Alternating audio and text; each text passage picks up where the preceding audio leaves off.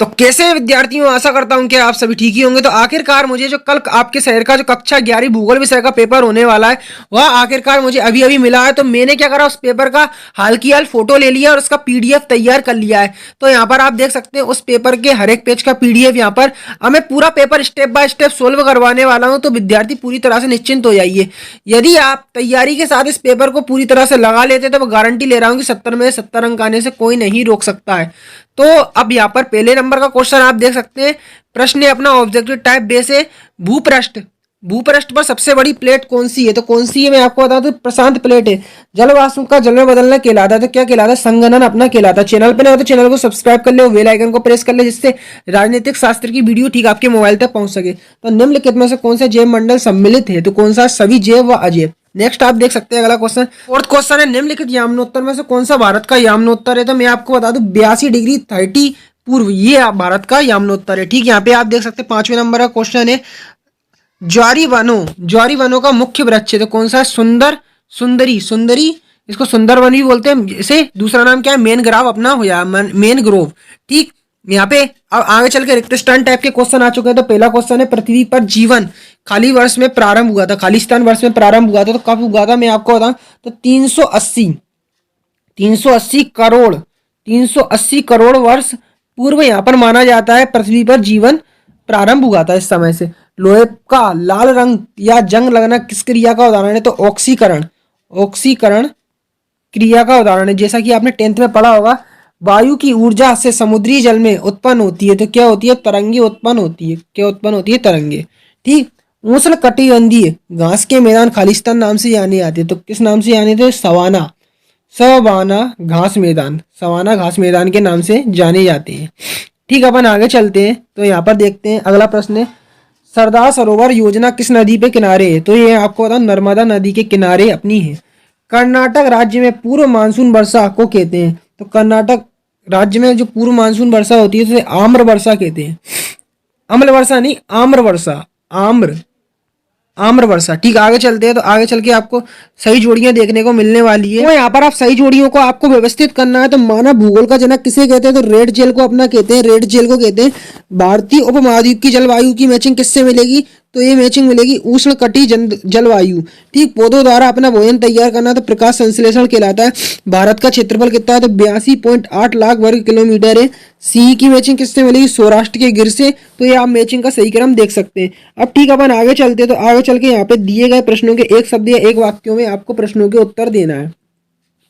तो पहला क्वेश्चन देख सकते हैं, भूगोल की 2 शाखाओं के नाम। तो कौन सी शाखाएं हो जाएंगी भूगोल की? भौतिक हो जाएगी पहली, तो भौतिक व मानव भूगोल हो जाएगी। पृथ्वी के किन भागों का स्थल मंडल कहते हैं? पृथ्वी के किस भाग को स्थल मंडल कहते हैं?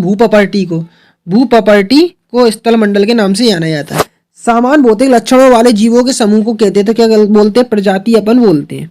ठीक है, यहाँ पे आगे चलते हैं। तो राष्ट्रीय पार्क अभ्यारण्य किस उद्देश्य के लिए बनाए जाते हैं? तो जीवों के संरक्षण के लिए अपने बनाए जाते हैं। जीवों के संरक्षण के लिए ये अपने बनाए जाते हैं। भारत के दक्षिण में कौन सा महासागर स्थित है? तो हिंद महासागर। कौन सा? हिंद महासागर। ठीक, आगे चलते हैं। तो भारत में औसत वर्षा कितनी है, लगभग कितनी है? तो मैं आपको बता दूं 125 सेंटीमीटर है। 125 सेंटीमीटर होती है। अब यहाँ पे आपको सत्य बताना है। तो भूगोल विषय में केवल पृथ्वी का अध्ययन किया जाता है। तो रोंग कथन है, रूपांतरित सीमा पर ना तो प्रॉपर्टी का निर्माण होता ना ही विनाश। तो ठीक, यहाँ पे आप देख सकते हैं। तो इसका आंसर क्या हो जाएगा? अपना सत्य हो जाएगा। निम्न ज्वार के समय चंद्रमा एवं सूर्य एक दूसरे के सामने होते हैं। तो ये अपना असत्य है। ठीक, प्रकाश संश्लेषण क्रिया का प्रमुख सा परिणाम ऑक्सीजन गैस है। तो ये अपना क्या हो जाएगा? सत्य अपना हो जाएगा। ठीक, आगे चलते हैं। तो भारत विश्व के कुल स्थलीय धरातल 2.4% भाग रखता है। तो अपना क्या राइट हो जाएगा। ठीक, आगे चलते हैं। तो मिट्टी और जलवायु में विभिन्नता के कारण भारत में वनस्पति क्षेत्रीय, यहाँ पर आप देख सकते हैं वनस्पति क्षेत्रीय जो है वनस्पति क्षेत्रीय। तो ये इसका आंसर है। क्या हो जाएगा? सत्य क्या असत्य? तो मैं आपको बताऊं इसका आंसर सत्य हो जाएगा। अब आगे चलते हैं। तो आगे चल के आपको 2 अंक वाले क्वेश्चन देखने को मिलने वाले हैं। तो इन क्वेश्चन को पहले मैं पढ़ देता हूं, बाद में इनके आंसर बताऊंगा। तो यहाँ पर पहला क्वेश्चन है, भूगोल किन शब्दों से मिलकर बना है? भूगोल की एक परिभाषा। सूर्य तप क्या है? इनकी विभिन्नता के कारक लिखिए। वर्षण के 3 प्रकारों का नाम लिखिए। ठीक, जल वाष्प को पृथ्वी का कंबल क्यों कहते हैं? आगे चलते हैं तो आगे चल के यहाँ पर आप देख सकते हैं 90 नंबर का क्वेश्चन है, भारत का भूमि विस्तार लिखिए। संपूर्ण भारत की तटीय रेखा की लंबाई बताना है। भारत में ठंडा मरुस्थल कहाँ है? इस क्षेत्र की प्रमुख श्रेणियों के नाम बताइए। ठीक, आगे चलते हैं तो आगे चल के यहाँ पे आपको एक और प्रश्न लिखा मिलेगा इसके नीचे, अरुणाचल हिमालय की जनजातियों के नाम लिखना है। ठीक, नदी द्रोणी और जल जल सांभर में अंतर, अपवाह तंत्र किसे कहते हैं आपको बताना है। ठीक, आगे चलते हैं तो मानसून से आपको क्या तात्पर्य बताना है। ठीक, आगे चलेंगे तो यहाँ पर आगे चल के आपको एक क्वेश्चन देखने को मिलेगा, भारत में ठंडा मरुस्थल कहाँ है? ये आपको पढ़ ही दिया था मैंने, जैसा कि ये भी पढ़ दिया था। ठीक, यहाँ पर मानसून शब्द का अर्थ बताना है। अब मैनग्रोव वन कहाँ पाए जाते हैं? ठीक, कार्तिक मास की ऊष्मा से क्या आशा है? प्राकृतिक वनस्पति से आप क्या समझते हैं? ठीक, वर्षा के प्रकार आपको लिखना है। ठीक, यहाँ पे इसके नीचे देख सकते हैं ग्लोबल वार्मिंग क्या है, इसके प्रभाव बताइए, इससे बचने के उपाय लिखिए। बागर और खादर मिट्टी में अंतर, उत्तर भारत की नदियों की विशेषताओं का वर्णन करना है। भारत के विभिन्न भूखंड का वर्णन आपको करना है। ठीक, आगे चलते तो यहाँ पे 17वें नंबर का क्वेश्चन देख सकते हैं क्या है, भारत के प्रायद्वीपीय पठार का आर्थिक महत्व बताइए।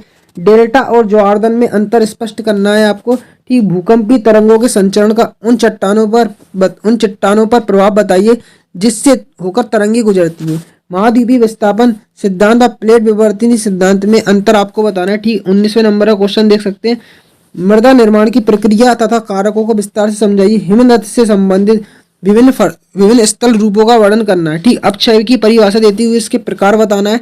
अब आगे चलते हैं तो आगे चल के यहाँ पे आपको एक और क्वेश्चन लिखा मिलेगा कि प्रवाहित जल से निर्मित अपरदनात्मक और निरपेक्षणात्मक स्थल रूपों का वर्णन करना है। अब आपको आगे इसके प्रोसेस बताई गई है कि इस पेपर का जो सॉल्यूशन है वह पूरा कैसे डाउनलोड करेंगे। तो जो आपने पेपर देखा है और जो मैंने प्रश्न नहीं बताया, अगर आप उन प्रश्नों का पूरा पीडीएफ का सॉल्यूशन प्राप्त करना चाहते हैं तो यहाँ पर आपको गूगल पर आते ही सर्च करना होगा क्लास 11th भूगोल half yearly paper, class 11th भूगोल हाफ ईयरली पेपर 2023, पीछे हिमालय सर लिख देना होगा।